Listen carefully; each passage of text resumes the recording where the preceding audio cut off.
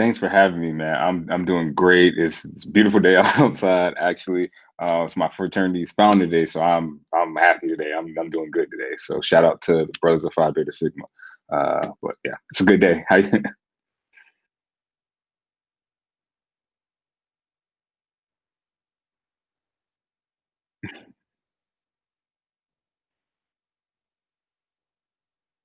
Sure. Okay.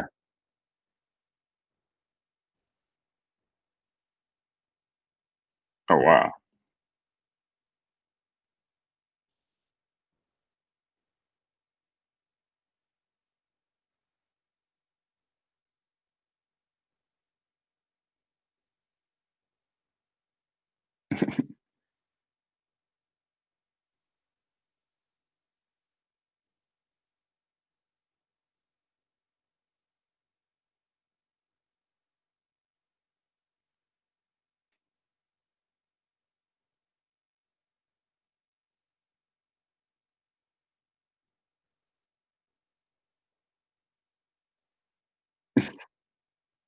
Okay.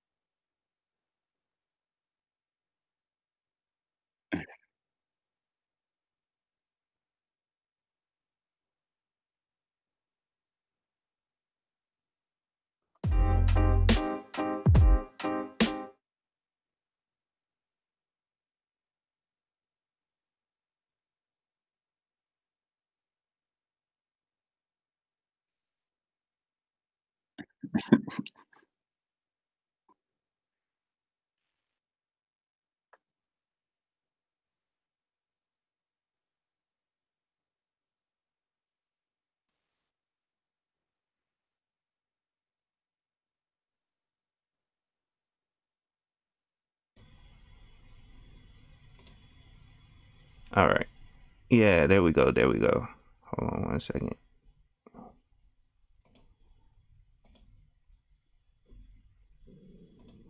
All right. Can you guys hear me now? Can you hear me now? I'm getting the green board, so I should be good. I should be good.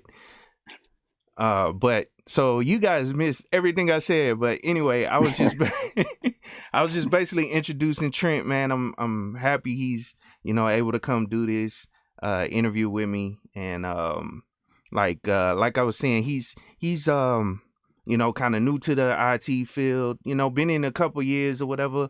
And I try to bring people that's either been in for a while or, that's been in, kind of new to the game. And then also technology moves so fast that you can get quickly left behind. Cause I consider myself kind of old, you know what I'm saying? A lot of new cats are coming in and they getting different experiences that I didn't get or that I didn't see. And so I thought it would be cool, bring Trent on. But thank you for being here, Trent, again, and let's go on and start. I think they heard you earlier, unless you want Okay. to repeat it. But um nah, so the first thing I like to do is always allow you to introduce yourself and Okay. uh tell everybody how you got into IT. Okay. So I'm Trenton Brooks. You can find me on Twitter, Instagram at TrentB55. I also have a podcast that I'm doing with my with one of my friends called Partner Penetration. We put it on hold for the year because of the pandemic, but we plan on coming back this year, where we talk about security stuff, whether it be from news or just topics in general in the workplace, from like certs and all that other good stuff. So I started in the field a couple years ago. I originally was um, an information studies major. I was going for IT, and my school decided to cut IT, and they said we didn't know enough coming out. I'm like, that's not our problem, but they switched us to another major. Once they switched us to another major, and I got out, I was trying to get an IT. I was trying to get help desk, anything I could, and nothing was coming through. I did get like a little product support role here and there, but I decided to go back to school for my master's in cybersecurity. Well, it was information insurance and a specialization in cybersecurity. So once I did that, that's when the doors started opening up for me. I got my first like security job in Well, it was in 2017. I was information security manager because my job kind of needed someone to handle all the information security stuff for a client they were bringing on. And I got like my first full IT security analyst role the following year when I went to another company. So I've been in about 2017, 2018. So Okay, cool. Now, let me ask you this. Have you always been interested in computers or IT? Or go ahead. yes, well, I actually wanted to be a lawyer first. That was the first thing I Ah, wanted to do. And then I was looking, I'm like, man, I gotta go to law school. I started thinking, I'm like, to be in law school, you gotta not, you can't, at that time it was like, you can't work while you're in law school, you gotta study. I'm like, I don't want to just go to school for a 4-year degree and whatever. Cause you don't need a 4-year degree in law to go be a lawyer. But I was like, if I'm gonna do something, I wanted to at least have some money to fall back on. So I mm-hmm. tried computer science. I wanted to program. Like that's the one thing I wanted to do. And then I got into physics and it was a wrap. I was like, yeah, this isn't for me. So I moved over to IT. So Okay, cool. So, um, let's go on and dig into it in a little bit. So, all right. um, if someone was trying to get into IT, where do you think they should start? Because I know things have changed a whole lot since I started. So, if you can explain that, go ahead. First, I would say just do a little research. IT is so broad, so you can do some research about what exactly career fields you can go in there. And then one of the valuable things is meetups. Like I know we can't do it in person, but they do have virtual meetups that's going on. You can talk to a lot of different people in the field and just find out what they're doing. Some of them have different little events, whether it's capture the flag or anything really, and it can really get your feet in the game as far as knowing what to do or not really knowing what to do, but meeting people and trying to figure out what piques your interest. And then from there, I would just go research the heck out of what's interesting you on Google and YouTube. There's so many different YouTube channels and videos for it. And if you're not a part of Twitter, you need to get on Twitter because that's where a lot of us are at. Yeah. And there's so much free resources being put out on Twitter on a daily basis, whether it's from a boot camp to somebody in their own business just giving out free resources to someone trying to do a giveaway to help people get into tech. So that's where I would first say just start. Like it's all aligned. Yeah, definitely. I definitely agree with you. That's how I've been finding a lot of people, you know what I'm saying, that's in the field, just those different hashtags on Twitter, you know what I'm saying, is really opened up my eyes to, how many people that are out here doing this stuff, that especially people that look like me, you know what I'm saying? Right. So, but let me stop for a second and give a couple shout outs. I see a lot of people in the building and I didn't get to shout them out. What's up? Aqua Techie, thanks for being here.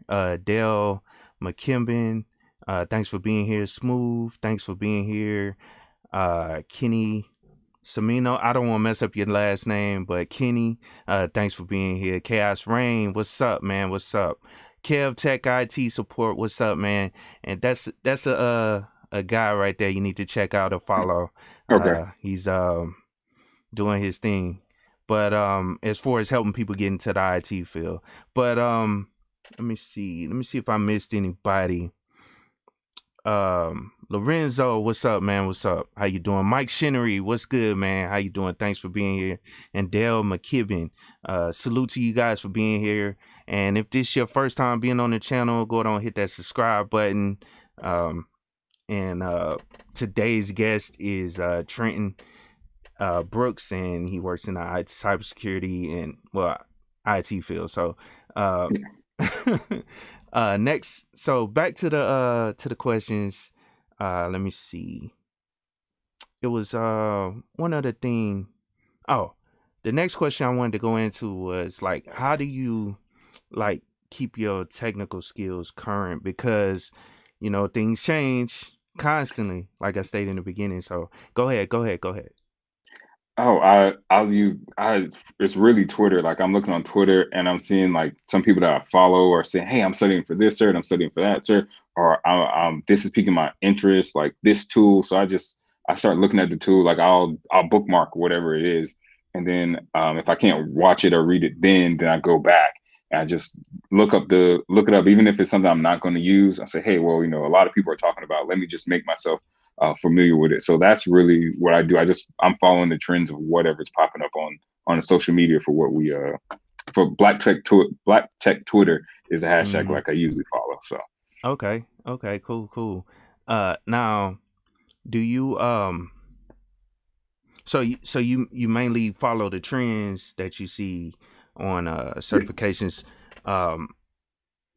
Trying to think of the question or how I want to word this. Well, I'll come back to that, but let's go into another question that I typically like to ask everybody that comes on here. Degrees, certifications, or both? the infamous question. Yeah. Um, I think the combination of both can be extremely deadly, but whichever one you go for, certs is definitely, I think I would go with certs a little bit more than a degree. But if whatever's feasible for you, whatever one's financially feasible for you, go ahead and do it. I have a degree and I have a cert. Well, I have 2 degrees and I have a cert. But I didn't have a cert before I had a degree. I didn't know what I wanted to do in security. I had no guidance when I did it. So I went back to school and I said, hey, my bachelor's wasn't getting me what I wanted. So my master's is going to have to get me what I want. So that's actually how I got my first job. My first job as a information security analyst. I didn't have all the experience in the world, but my boss saw that I took the initiative to go back to school and actually learn and try to make it in the field. And he decided to give me a shot. And that's how I made it. And then from there, he mentored me. But once you get that combinations of certs and degrees, it's endless. And if you're gonna get certs, just don't stack your certs. You gotta put experience with it. You gotta work. You gotta get the hands-on experience, whether it's virtual labs, whether it's watching someone's YouTube and getting a feel for it. Because at the end of the day, you can pass the test, but your skills is what's gonna get you paid. Yep. So let me ask you this about because you say you currently work help desk. Is this like contract work? Yeah, so I do contract work, and I was coming up to the DMV area for a cyber project, Mm-hmm. and budgeting happened on that cyber project literally like the Thursday before I was supposed to start, and they were like, "Hey, man, we gotta wait. We're gonna see." They're trying to figure out how they're gonna work budgeting, and then once it didn't look like budgeting was going through, they decided, "Hey, we're gonna need to place you in a help desk role for now." Mm-hmm. And after a couple months, we'll start trying to place you in a cyber role. Literally, I started in March. The following Friday, the pandemic hit and the world shut down. Oh man. And all those things started drying up as far as the opportunities going out, or they would come out and the people were like, we want you, but we don't know where they were going to do with staffing as far as the pandemic was going on. So I've Mm-hmm. been patiently waiting and buying my time trying to get back into the field. So. Okay. And then it was another question about dealing with school. So I know you got a degree. Did you do anything like, or did you look into any like intern programs or anything like that while you were in college, uh, to kind of help you make It was, money and stuff, or just get the experience? well, in college, it was I got stuck working at like Chase and Capital One. I got stuck working at Chase first because I needed a job at the time because I was on like federal work study, and then it Yeah. ran out. So I started doing like student loan collection um, for that. But it actually really helped me out because it helped me with like my attention to details, researching things. Mm-hmm. Ended up paying its dues, but it was so You weird the probably called guidance we me. got from our school. I'm just playing. Hey, I didn't do the outbound calls. People would Oh, call us okay. after they got Okay. mad at it. Yeah. They would call me, and then they're like, "What? Why you call me on a Sunday or 4th?" Hey, man, that has nothing to do with me. But my school is kind of weird as far as the guidance that we were getting when we finally got into IT. The reason they cut the program was one of the other campuses was breaking off, and it was like a 30-mile drive out to the campus. I was like, I don't have time to do that and go back to work and fight traffic. So it was a little difficult trying to find the resources. And then they said, "Oh yeah, we'll help you get your CompTIA certification," but we don't really know about that. So it was just like I couldn't find the right resources or the right information out there for me to take advantage of it early enough. Hmm. Cool. So, um, have you looked into um, traveling positions as far as cybersecurity? Because I don't know. I always kind of recommend this to people that don't necessarily have a family yet. And I know it's kind of hard right now because of the pandemic. And that was another Sure. question I was gonna ask you. But I let me actually type that out. But nah, as far as whatever I just asked you, let me not forget what I'm talking. I'm trying to type. If you can expand on that, please. Yeah. As far as traveling positions, the job I was at last, I would have had, if I stayed there, I would have had some opportunity to travel because I did travel to some of our sites that we had to do our clients could audit us at any point. So it was basically a financial mortgage company. We did our own software and we handled banks sending us mortgages for underwriting. So a lot of it came from their IT guys wanted to audit us, audit our security policies. So I did fly out to like Denver, Colorado one time Mm-hmm. for that. And then I was supposed to, they was thinking about flying me to our Houston office one time. So I did do a little bit of traveling, but Mm-hmm. I didn't look back into it once I got up here because I came up here, I'm like, oh, yeah, cyber in the DMV area is pretty big. So I thought Yeah. I was, I was kind of set until, Okay. unfortunately the Okay. Butch got cut to it. Yeah. Yeah. You good.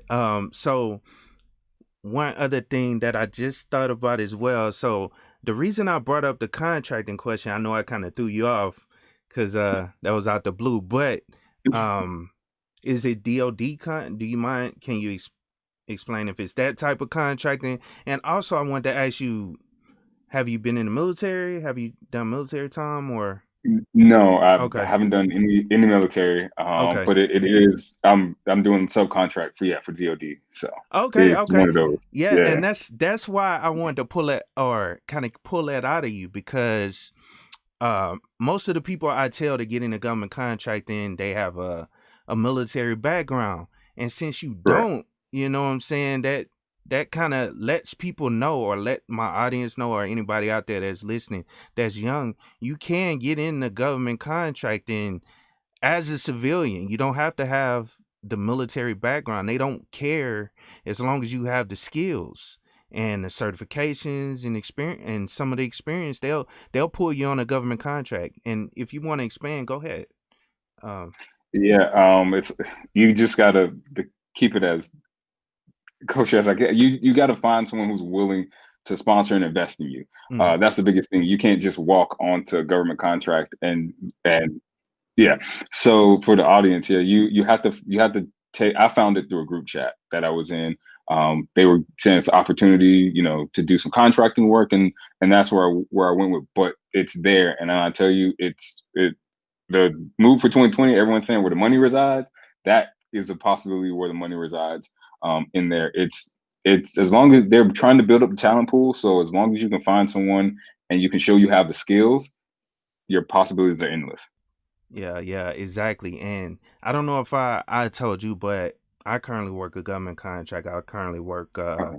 for the Navy Okay. currently, and I got a clearance and all that stuff currently. But um, just yeah, I met some guys overseas that never, you know, did any military time, and they were on government contracts. And I always like to highlight that it is possible for people that haven't had don't have a military background to actually get on these contracts. So but nah, back to the other question I wanted to ask you. Since you're like younger or whatever, um and it's been a little while since I've done an interview.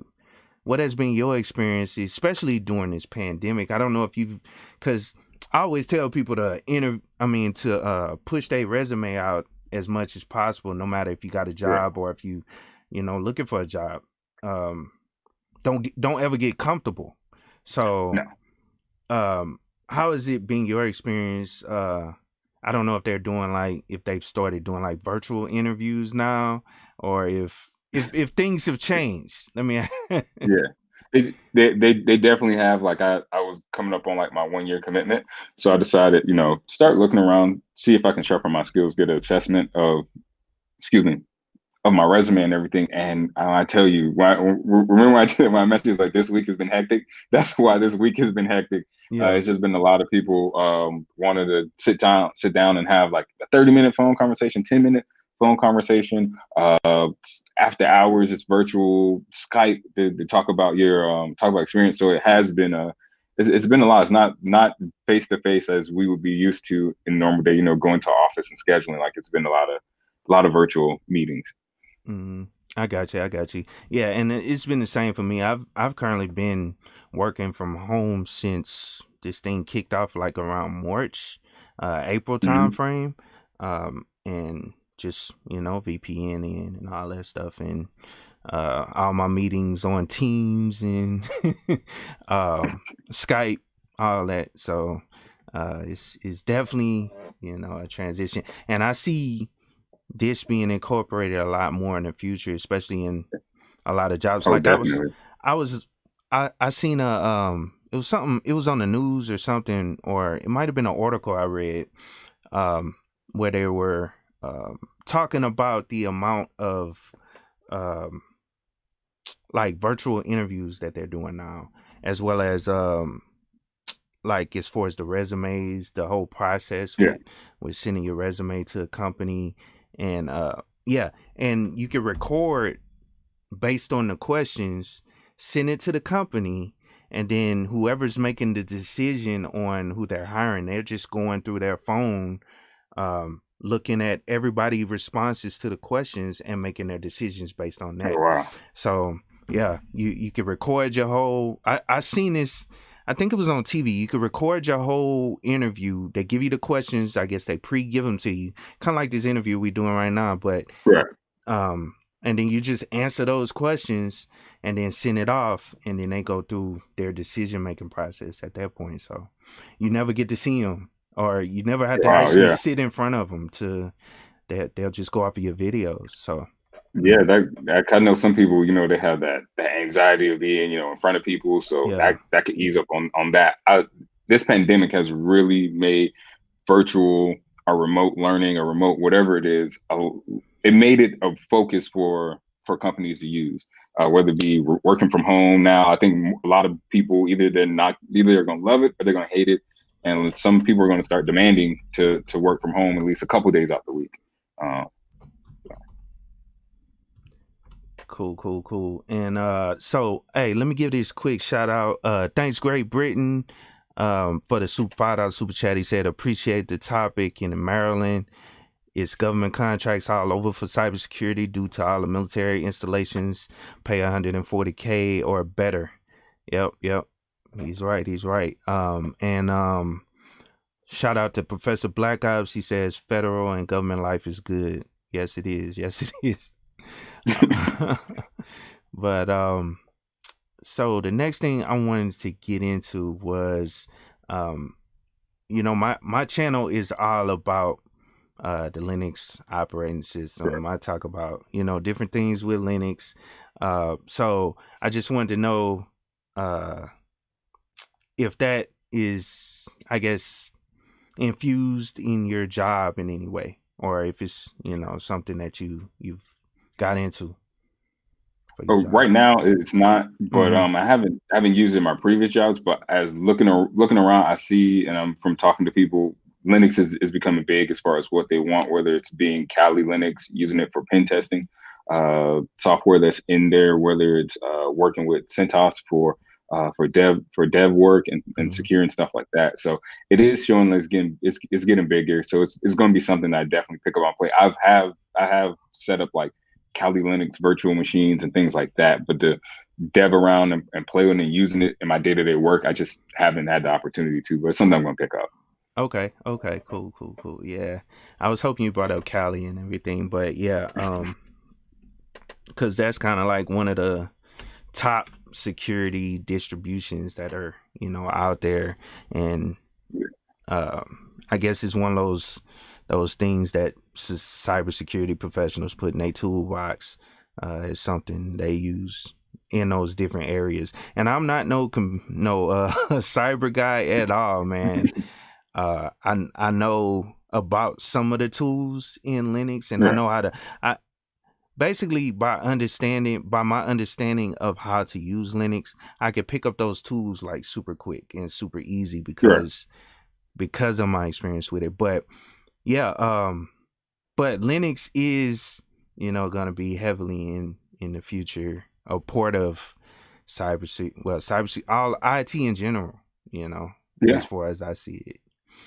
So, um, all right. So the next thing I typically ask is programming. I know you was trying to get into programming at one point. Yeah. Um, do you know any programming languages, and also do you recommend any that people should learn? So in high school I did Java, and then we've had Java course my freshman year, and then it was C and C++ is what we did before I transitioned out of comp sci. So and then I started looking at Python a little bit last year, and then my my computer crashed. So Yeah. it was yeah. So I know Java, I can read Java, and when it comes to computer science languages, to me, programming language, sorry, to me, I feel like as long as you know the syntax, like Hmm. you just gotta get used to the syntax, like the structure and the idea behind things kind of stay the same. It's just getting used to the syntax. But I'm comfortable, like I can read some Java and understand what's going on. I think C and C++, I'm maybe a little bit rusty on, but I can look through that as well. Okay. Okay. Yeah. And that's an important skill, getting into cybersecurity, because that's how you can, tell what's going on in code, or quickly tell what's Yeah, going on in different even if code you have to write languages. a script, yeah. Mm-hmm. Yep. Exactly. Exactly. Now let me get into one thing I also like to ask. How important is LinkedIn to you? LinkedIn is great. I haven't been on it as much as I was in the past. Mm-hmm. I still try and post on it, but LinkedIn it's a phenomenal tool to connect. It connects you with recruiters. It connects you with other people in your industry, and it like you see stuff that people are writing. It's easy to publish stuff. Even if you had your own business, I just found out you can be a LinkedIn service provider, and they can recommend you for writing proposals and things like that. So it's very important. Yeah, yeah. And I try to push that a lot as well, because uh you can meet a lot of people on there as well that are working in the field. And then also I always like to tell people, whenever you get a job, make sure you connect with some of the people that you actually work with, and get them to write those recommendations, because it goes a long way. Not um it goes a long way, let me say that. Yeah. Yeah. But Make, and also make sure that you actually connect with those at your company, that you're actually talking and connecting with them, and not just yeah. just another face on their LinkedIn. Like they can actually associate you in the Mm-hmm. office. Exactly. Exactly. Yeah. Just don't ask no random people. Yeah. Yep. Exactly. Now the last question that I typically ask, how do you think like these technological advances are gonna affect your job in the future, like IT automation, different stuff like that. Yeah, I feel like in security with automation, like they're going to do a lot of the checks, a lot of pen testing, a lot of the auditing and things like that. But you still going to need someone on the back end to take a look at it and make sure those aren't false flags that are coming up. I think it's going to really help out being able to scale when it comes to doing things very quickly and moving through a lot of assets as far as it's like scanning and stuff like that. I think it'll help tremendously and cut down the time that's Mhm. someone manually have to do things, but people are still gonna have to go in to make sure they review. So it's still gonna be that human aspect. I think it's just gonna be like another tool in our arsenal Mhm. to make us better prepared. Yeah, because I see it, making changes. Because I'm starting to see a lot of um, or them pushing automation, in every area of my job. Anything you could automate, go on and try to see if it's a way to automate that. Any type of tasks that are repetitive, we want you to look Right. in and try to automate. So it's coming, what I'm saying, slowly, and it's gonna keep jobs. Is because most Yeah. people are afraid that a lot of jobs are gonna go away. I think it's gonna keep jobs, Hmm. because people have to continuously automate different things. I don't know. So Right. And I think it's going to also create things like someone's going to have to tune that yep. automation. Like you have to call somebody to come in. Hmm. Hey, it's it was doing this, but now it's off. So now you're gonna have people in little niche areas with the software, like tuning it and making sure that it's automated, making sure it's doing this machine learning and things like that. So Hmm. Now let me ask you this: since you do in the cyber field, have you messed around with any of the bug bounty type programs?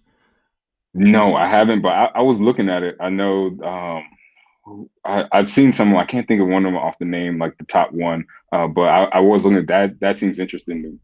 Being able to find it, then publish your findings, and then you Hmm. can get paid for it. So that's pretty cool. Yeah, yeah. That's something I try to. I don't know. I mean, I've heard of it and I've seen people talk about it.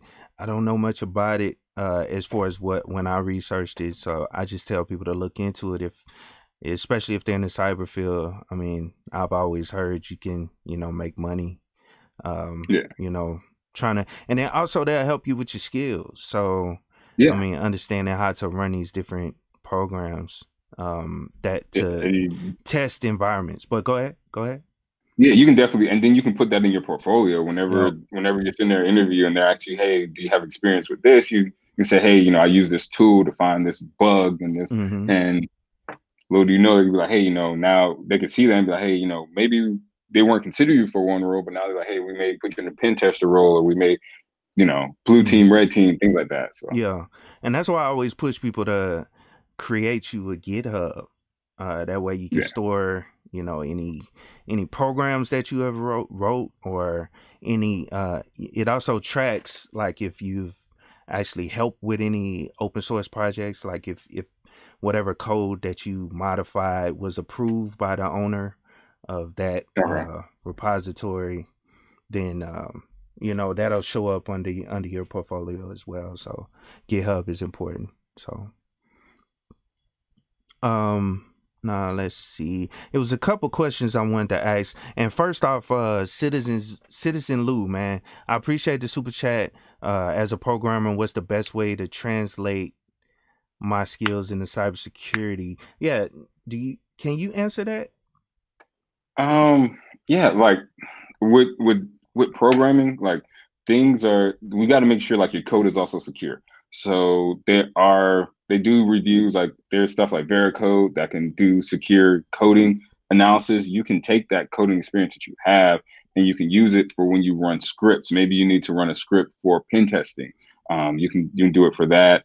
um Python is pretty big for scripting from what I've seen. So that's pretty much my knowledge as far as it comes to programming in there. But that analytical skills and being able, like, maybe even malware analysis, like you're looking at the line of code from a malware and you can see what's going on, because you may not understand fully the syntax, but you kind of understand the structure of what's going on. Okay. Yeah. Yep. And I definitely agree with that because when you because I've always heard people talk about how security is kind of like the last step when most people are programming. They don't even incorporate the security while they're actually creating. I don't know. It could be an application or whatever. Right. Um, and incorporating that in the beginning of actually building a program, is very Yeah. important. So, Yeah, um, it should be structured throughout, because then that way you're making sure you're not running into any like SSL injections mhm. or cross-site scripting stuff that's going on. And even if you kind of forget it, having a software kind of like a Veracode, not saying I'm publishing Veracode, but that's what we use, like a Veracode that'll securely, scan through it and say, hey, you can have vulnerabilities here, here, and here in your code. And then, you guys can go back and correct it. The team can go back and correct it and then make sure it's approved, because they have like coding level standards and stuff like that. So yeah, I would definitely it's definitely a useful tool uh, to be able to program in cyber. Cool, cool, cool. And yeah, Citizen Lou. I apologize for messing up your name, man. I didn't see you around, but yeah, check out Professor Blackouts as well, man. He got a lot of good information. I interviewed him a little while back as well. He always puts out a lot of good cyber information, as well as alpha cybersecurity. I just had him on last week. Devin, he's real good. Which is where I found Trent. And if you guys just getting here, I'm interviewing Trenton Brooks, and he's been in the cybersecurity field. If this your first time on the channel, just go down and hit that subscribe button, you know what I'm saying, and the bell and everything. I want to try to get as many people in here so we can, talk more about tech. So it was another question I wanted to ask you that I saw in here. It was something Professor Black Ops asked a while back. It says, he said, have you done any security policy and procedures for your company? Yes, yes, I have. Actually, when I about 2 jobs ago, I was an information security manager, Mm-hmm. and with that, like I said, they were trying to build their security practice because they had to go through a SOC audit, and they had no idea what was going on. It's my first time actually doing policies and procedures, so they had me sit down. I did some of the little stuff, some of the little ones. I think our director tackled mainly the information security policy. I found like a little template for her. And then in my next job after that, the policies were already written out, but I would have to go in and review the policies with my manager. So we had like a yearly review on them, and they were rolling, and we would go through, and I would have to look at it and say, this makes sense now, this doesn't make sense. Maybe we need to change it. If we acquired a company, now we need to make sure we're adding this line over to it. So I did go through the policy and procedures. Okay. Cool. Yeah. And that's something I've been actually learning from Professor Black Ops, because he always talks about it with the I forget what it's called, CC no, what's it called? I don't know. Whatever those when they go in and do the like risk management stuff. Audits? Yeah, the audits. Yeah, and yeah. CC, I forget what it's called. But anyway, yeah. I know it's something they do in the government. What you say? Okay, yeah. I was about to say like the CISA, like being like a certified information security auditor. Is that Nah, what you're talking about? it's a Okay. specific I don't know thing that they do yearly to. It's like a security audit, basically, just to verify that you are in compliance on all your like equipment, servers, the software as well, different things like that. But it was one other thing I wanted to. Oh, Kenny Conjo, salute, man. Thanks for the super chat. I definitely appreciate it. I also got your cash app from before the stream, man. I definitely appreciate that. But he wanted to ask you, have you ever been involved in building a SOC? Go ahead. No, I haven't. I haven't. We were kind of building a security team. At my last job, I was actually the first hire when our CISO ended up expanding out from him being a one-man shop. Mm-hmm. And if I would stayed there, we were trying to break it out in the structure. Like one side would be more of the operation sides with the vulnerability scanning, and the other one would be our global risk and compliance side, because we had to do our vulnerability scans, and then we had, like I said, clients that could audit us and SOC audits and to handle those out. So while I was there, I was like doing both. I was doing vulnerability scans. I was working with the actual compliance, and the idea was to break it out into two, and then have team leads eventually on each one. Okay, I got you. Yeah, that's super dope, man. It was one other thing, and I apologize. I'm trying to keep up with everything. This is hard, but has he done any of the risk management framework? And it's from Professor Black Ops. So with the risk management framework, we were developing our own like risk not policy, but it was a matrix that we had. But we did go through a lot of we were going through like our risk assessments and things like that. If I didn't sit on the actual committees with my boss, he would privy me to stuff that was coming in, and he'll sit down, he'll kind of test me on some of the risks that I think this was high, was this a low, what was the risk for this, and then also helped with like BCP planning when we had it. So Okay, so now I like to get into, I guess, just highlighting what you you're actually doing, and I typically try to bring up your website, and this is Trent's website. This is your company, right? Do you want to talk a little bit Yes. about it? Yes. So during the pandemic, I had a thought. I was, moving up here. I was like, I heard everyone, kind of has something they do on the side.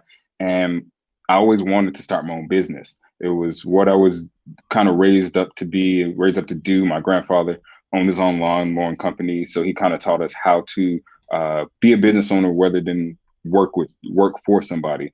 So I decided, hey, what am I good at? I love cybersecurity. I have a passion for it. So I decided to start my company called Visual Torch. We're a cybersecurity consulting firm. So I wanted to target like helping small businesses and people who really don't know much about security or creating a security posture. So we're going to offer things like risk assessment, vulnerability analysis, policy and procedure creation for security templates, and also like security awareness training. So it was just to help out. It was things that I've learned how to do over the course of the couple years that I've been working and stuff I had experience with. So that's kind of what made me start it. So Okay. launched over here in the DMV area. Cool. Yeah, and I'm just excited to see things like this, man. That was another reason I wanted to bring you on, man, because I'm starting to see a lot more, I don't know, people that look like me that are starting cybersecurity business consulting firms and just getting out here, getting it, man, in this field. Yeah, You know what I'm saying? It used to be a point where, you know, I would barely see, it would always be, and it's nothing against, it's cool working with other people, other races and all that stuff, but you always, want to see somebody that kind of look like you, somebody that you could relate right. to, a little bit better. Cause I grew up in the South, Exactly. and so I'm from Miami, so okay, I know. yeah, things have always, I guess, growing up, things was, especially in the city where I'm from, it was kind of, still segregated. You know what I'm saying? In certain instances, so that kind of followed me through my military career. I always, as soon as I, popped up in, I don't know, into a new unit or something, I'm always looking for somebody that look like me or whatever, is because I could relate to them better. You know what I'm saying? And it's nothing Yeah, wrong with that. You know what I'm saying? But that's just always how I kind of moved or whatever. But um it's great to see people doing things like this, in this field. So that's really why I wanted to bring you on and, you know, give you roses, and all that stuff. yeah, You know what I'm saying? And shout your business out, man, because you're doing something great, and I really appreciate seeing people doing, or younger people, actually getting into these fields, and I don't know, creating businesses and doing everything they can. So shout out to you. thank you. Thank you. Yeah. Yeah, and I did like to echo Davin from what he said in one of our even on the podcast I was his live stream I was on. We got to build our own table. Like they're not giving us a chance to sit at these tables. So why don't we just sit there, build our own table, and invite our people and give them their roses and give everyone else in tech like you, like whoever else is doing whatever they're doing, give them the opportunity to sit at the table with us. Since as we could see, other people really don't care about what we're doing. So. Mhm. Yeah, definitely. And Kenny, I was able to get him to answer your question. I don't think he hasn't been involved in building a sock, right? That's correct, right? And No, then, yeah, but yeah, he was saying that he wanted you, I guess he wanted you to know that you can get a lot of experience, from, if you were able okay, to get, I don't know, that opportunity at some point. Um, sure. yeah, so yep, I definitely appreciate you, Kenny, man. Salute to you. But nah, I appreciated Trent for coming on, man. I'm gonna have to go on and shut it down. But I try to keep these things about an hour. But is there anything else you want to shout out as far as because I know I think I heard on Devin's podcast that you have a podcast, right? That Yes. So I have a podcast with my co-host Jordan. So it's called Partner Penetration. We took a break last year due to mm, the pandemic and moving. We're going to rebrand and refocus this year. But the podcast was mainly started to basically tell security news. We're talking about any breaches that came up.